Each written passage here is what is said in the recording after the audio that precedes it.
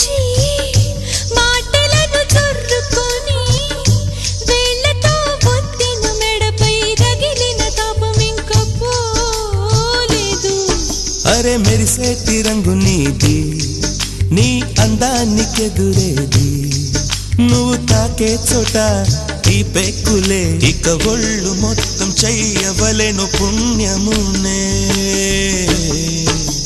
నెల్లూరి నెరజానా నే కుంకుమల్లే మారిపోనా, నువ్వు స్నానమాడ పసుపులాగా నన్ను కొంచెం పూసుకోవే,